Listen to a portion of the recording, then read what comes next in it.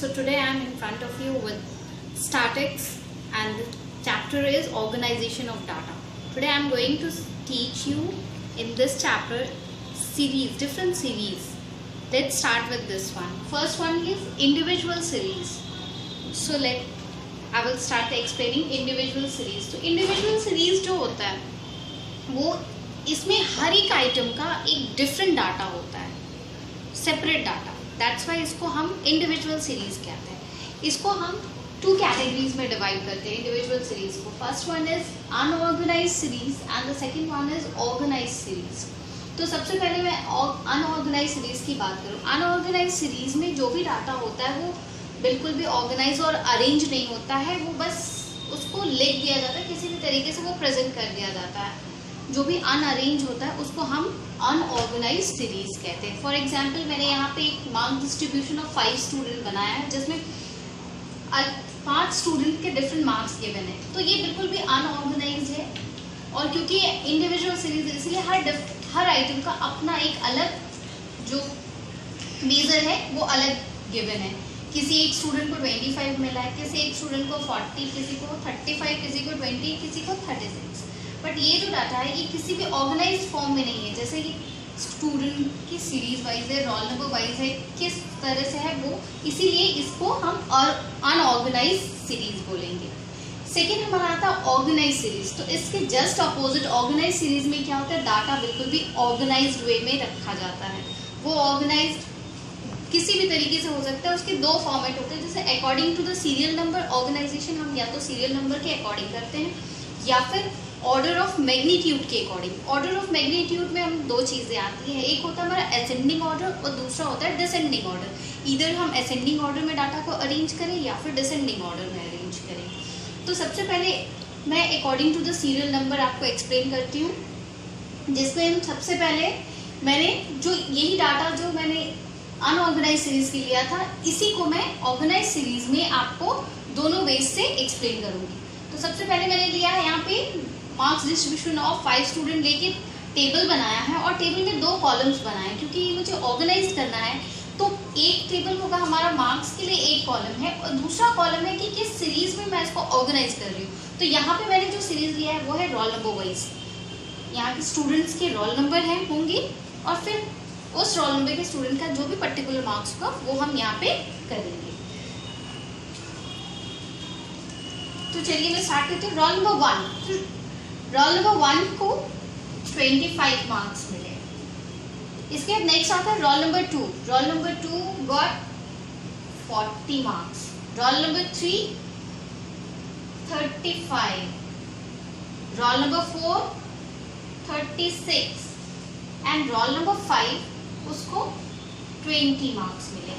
तो ये हो गया हमारा एक ऑर्गेनाइज्ड डाटा, जिसके अकॉर्डिंग हम इस डाटा को ये देख सकते हैं कि पर्टिकुलर रोल नंबर के वाइज उस स्टूडेंट को कितने मार्क्स मिले. इसलिए हम इसको ऑर्गेनाइज डाटा कहते हैं. ये हो गया हमारा ऑर्गेनाइज डाटा का फर्स्ट वे सीरियल नंबर्स के अकॉर्डिंग. या तो हम इसको रोल नंबर वाइज ना करके सीरियल नंबर्स के अकॉर्डिंग भी कर सकते हैं. First student, second student, third student, किसी भी according to the rank also इस तरीके से भी कर सकते हैं. नेक्स्ट आता है हमारा according to the order of magnitude. तो ऑर्डर ऑफ मैग्नीट्यूड में मैंने 2 चीज़ें बताई, असेंडिंग एंड डिसेंडिंग. तो सबसे पहले मैं आपको असेंडिंग ऑर्डर के लिए बताती हूँ. वहाँ पे भी हमने एक कॉलम बनाया है क्योंकि हमें डाटा को असेंडिंग ऑर्डर में ऑर्गेनाइज करना है. तो अगर ये हमारा गिवन डाटा है इसको असेंडिंग ऑर्डर में ऑर्गेनाइज करने का मतलब है तो smallest then bigger than that इस तरह करके हम उससे बड़ा करके अरेंज करेंगे. तो सबसे स्मॉलेस्ट जो हमारा यहाँ पे मार्क्स है, सबसे लोएस्ट मार्क्स इज 20. नेक्स्ट हमारा इससे बिगर हो जाएगा 25 and then 35, then 36 and then last one is 40 जो हाईएस्ट मार्क्स है इस सीरीज में. तो ये हो गया असेंडिंग ऑर्डर में. नेक्स्ट मैं बात करूँ डिसेंडिंग ऑर्डर की.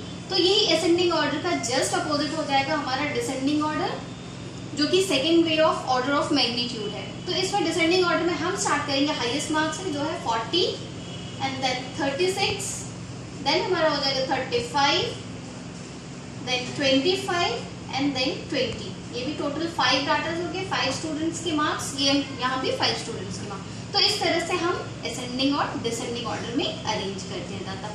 तो this is all about the individual series. ये जो डाटा अभी तक हम अरेंज कर रहे थे ये डाटा था इंडिविजुअल सीरीज का, जिसमें हम अनऑर्गेनाइज्ड डाटा सीरीज होता है जिसका ऐसे कोई यूज नहीं होता। अनऑर्गेनाइज्ड फॉर्म में हमारे पास डाटा गिवन होता है, हमारे पास डाटा कलेक्ट हम करते हैं तो अनऑर्गेनाइज्ड फॉर्म में होता है, उसको फाइनली लास्ट में हम ऑर्गेनाइज्ड करते हैं। तो ऑर्गेनाइज करने के डिफरेंट वेज होते हैं, जैसे अगर यहाँ पे हम ये वे ले सकते हैं according to the serial number, according to this order of magnitude में ईदर ऑफ असेंडिंग और डिसेंडिंग वन। नेक्स्ट जो हमारा सीरीज आता है, इसके बाद हमारा नेक्स्ट सीरीज होता है डाटा अरेंजमेंट का, that is discrete series. Second है हमारा डिस्क्रीट सीरीज। तो डिस्क्रीट सीरीज जो होता है इसमें इंडिविजुअल वैल्यूज जो है वो हर एक वैल्यू एक दूसरे से डिफर करता है, ईच अदर बट डिफरेंट, और ये जो डिफरेंस है एक डिफरेंट अमाउंट में होता है। जैसे डिफरेंस सेम नंबर्स में होगा, इफ 5 का डिफरेंस हो, 10 का डिफरेंस हो, पहला डाटा अगर हमारे पास नंबरिंग में 10 हो तो दूसरा मे बी ऑफ 20, तीसरा डाटा 30, यानी कि एक जो है एग्जैक्ट डिफरेंस होता है डाटा के बीच में। This is discrete series. अब इसमें जो वैल्यू हम शो करते हैं इसका एक फ्रीक्वेंसी शो करते हैं, क्योंकि सेम नंबर के बहुत सारे डाटाज होते हैं तो उसको इजी बनाने के लिए, उस डाटा की प्रेजेंटेशन के लिए हम उसमें फ्रीक्वेंसी शो करते हैं। और फ्रीक्वेंसी अगर बहुत ज़्यादा डाटा हमारे पास कलेक्टेड है तो उसमें हमारे लिए हेल्पफुल होता है यूजिंग द टैली मार्क्स और टैली बार्स। टैली मार्क्स हम यूज़ करते हैं ताकि उसकी काउंटिंग जो है वो हमारे लिए और भी इजी हो जाए और कम स्पेस में हम ज़्यादा से ज़्यादा डाटा अरेंज कर सके, स्टोर कर सके।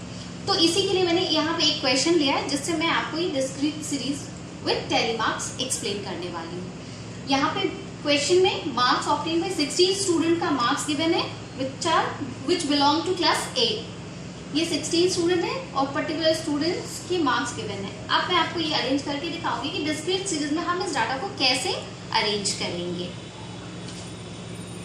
डिस्क्रीट सीरीज में हमारा डाटा रिप्रेजेंट करने के लिए 3 कॉलम्स मैंने प्रिपेयर किया। पहला कॉलम है मार्क्स के लिए जहां मार्क्स की कैटेगरी लिखेंगे, दूसरा टैली, और तब लास्टली फाइनली हमारा फ्रीक्वेंसी, जिससे हमको टोटल नंबर ऑफ पता चल जाएगा कि पर्टिकुलर मार्क्स के कितने स्टूडेंट्स ने कितने मार्क्स मिले हैं। तो सबसे पहले मार्क्स में लिखती हूँ। तो उससे पहले मैं आपको क्वेश्चन एक्सप्लेन कर दे रही हूँ। यहाँ पे 20 मार्क्स है, एक फिर 30, 35 ऐसे डिफरेंट 16 स्टूडेंट्स हैं जिसमें से एक स्टूडेंट ने 20 मिला, दूसरा है 35, फिर 30, फिर एक को 25 मिला है, एक ने 15। उसके बाद फिर अगेन एक स्टूडेंट जिसको 25 मिला, यानी कि 25 यहाँ भी है और यहाँ भी है, तो हमें 25 2 बार मिल रहा है। इसी तरह 30 भी ट्वाइस है 25। तो इसी डाटा को अरेंज करेंगे हम सीरीज में। और तब तो सबसे पहले मार्क्स की कैटेगरी लेते हैं। तो मार्क्स की कैटेगरी जनरली हमारे पास है एक 20, 35, 30, 25 एंड 15। बाकी सारे डाटा हम देख रहे हैं कि यहाँ पे बाकी सब मार्क्स जो है वो रिपीटेड है, कोई 2 बार 3 बार ऐसे। तो हम स्मॉलेस्ट से स्टार्ट करते हैं। हमारे सबसे लोएस्ट नंबर है 15। तो हम यहाँ मार्क्स की कैटेगरी में पहला कैटेगरी होगा 15, दूसरा हमारा कैटेगरी हो जाएगा 15 के बाद है 20 एंड देन 25, 30 एंड फाइनली 35 जो हमारा हाईएस्ट मार्क्स है। अब इसके अकॉर्डिंग हम ये देखेंगे, हम काउंट करना स्टार्ट करेंगे कि पर्टिकुलर मार्क्स में कितने स्टूडेंट्स हैं जिनको ये मार्क्स मिले हैं। तो यहाँ पे हम काउंट करते हैं। 15 की अगर मैं बात करूँ, 15 यहाँ 1 देन 2 3, तो 3 स्टूडेंट्स हैं जिनको 15 मिला है। तो 3 के लिए हम यहाँ पे टैली मार्क्स 1 2 एंड 3, फिर हम यहाँ फ्रीक्वेंसी में लिख देंगे 3। इसके बाद 20 की कैटेगरी में आते हैं। तो 20 मार्क्स यहाँ 1 देन हमारा 20 सिर्फ एक स्टूडेंट है, तो हम यहाँ 21 लिखेंगे और यहाँ भी 1 लिखेंगे नंबरिंग। नेक्स्ट है 25। तो 25 हम काउंट करते हैं 1 2 3 4 5 एंड 6। तो 6 स्टूडेंट्स हैं जिनको 25 मार्क्स मिले। तो हम यहाँ पे टैली लगाएं 1 2 3 4। उसके बाद 4 के बाद 5th वन जो होता है हम इसको ऐसे कट करते हैं और ये हो जाता है हमारा 5। और हमारे पास एक और था 6 स्टूडेंट्स मिले थे। ये हम इसलिए ऐसे करते हैं ताकि जो डाटा बहुत ज्यादा क्वांटिटी में होता है तो काउंटिंग इजी हो जाए, फिर 5-5 का ग्रुप बन जाता है जिससे हमारे लिए काउंटिंग जो है वो इजी हो जाती है। और इसी वजह से हम इसको टैली बार या टैली मार्क्स का नाम देते हैं।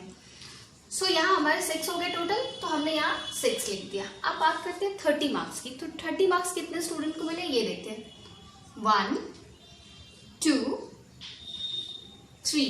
तो 3 स्टूडेंट जिनको 30 मार्क्स मिले, तो यहाँ टैली की 3 लाइन्स बनेंगे और यहाँ हो जाएगा नंबर 3। लास्टली हमारा 35 है। 35 1 देन 2 एंड देन 3 स्टूडेंट्स हैं जिनको 35 मिले, तो यहाँ पर अगेन 1 2 एंड 3 और यहाँ भी 3।